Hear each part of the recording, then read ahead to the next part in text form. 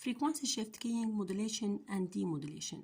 The first part of this experiment is how to use the voltage control oscillator to generate FSK signal. So firstly, we will get a voltage control oscillator. This module works in two modes: a voltage control oscillator or as FSK modulator. This can be identified by using an internal switch. In our virtual lab, we cannot do this. So we will select another module called voltage control oscillator FSK.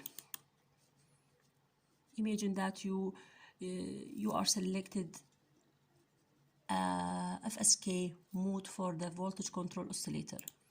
Okay, this is the voltage control oscillator FSK module. This module consists of two oscillators. One gives the frequency F1 and the other one gives the frequency F2. There is an internal switch. This switch is controlled by the data. This data will be from sequence generator. Sequence X or Y will be the controlled sequence for the internal switch. So the output will be, if the data is 1, the output will be F1. If the data is 0, the output will be F2. Now we will select, of course, we must identify the bit clock for the sequence generator, 2 kHz TTL signal. Now low frequency F1, we will put it around 9 kHz, F2 4 kHz. Now what will be the output for the voltage control oscillator FSK? This is channel A. Channel A will be the output, okay? This is our output. As you see, it's an FSK signal. There's a frequency variation. Display channel B data. This is our data sequence. Once there's a frequency and 0 there's other frequency. Now, how we can demodulate an FSK signal? There are two techniques: asynchronous demodulation or by using a phase locked loop. The first one is by using a asynchronous demodulator. Mainly this demodulator, what we will do is the following: we will convert the FSK to an ASK signal, then the ASK signal we will demodulate it using an envelope detector, as you know. So firstly, we will get a tunable low pass filter. As you know, the FSK signal consists of two frequencies, F1 and F2. So we will tune our tunable low pass filter until we see the 4 kHz and reject the 9 kHz. Let's see what will be the output. This is an FSK signal to the tunable low pass filter. The output of a tunable low pass filter, I will put it channel B. We must now tune the tunable low pass filter. Okay.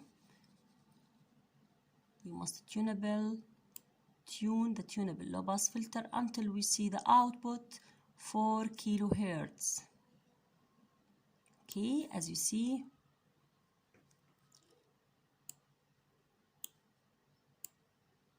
Okay, this is our output. As you see, this is F2 rejected, F1 9 rejected, and this is the 4 kHz. Now this is looks like an ASK signal, so we can demodulate it using an envelope detector, and we need another tunable low pass filter. Okay, this is the output of a tunable to the rectifier to the tunable low pass filter, and channel B the output of the second tunable low pass filter. Of course, we will again tune the tunable low pass filter until we see approximately the output. Okay, this is our output. Okay, approximately like a sequence X. Now, the other method is using PLL, phase locked loop. The phase locked loop consists mainly from mixer, low pass filter, voltage control, oscillator. So what we need, we will remove these modules. We need multiplier,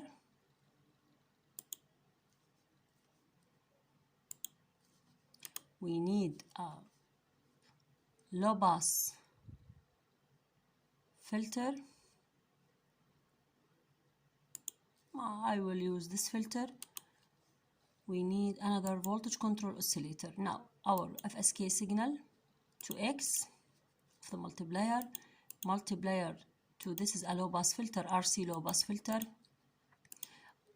filter to the voltage control oscillator feedback to the multiplier, of course at low range. Now our output will be from the low pass filter. Okay, this is channel B. Now we will adjust it, the voltage control oscillator, until we get the output. Okay, as you see, this is our output. Look, this is for F1, this is ones, and for 0 or F2, this is the 0. This is look like the sequence X. I will see if it's exactly sequence X or no. Okay, this is sequence X. What I do, disconnect this. Okay, and this is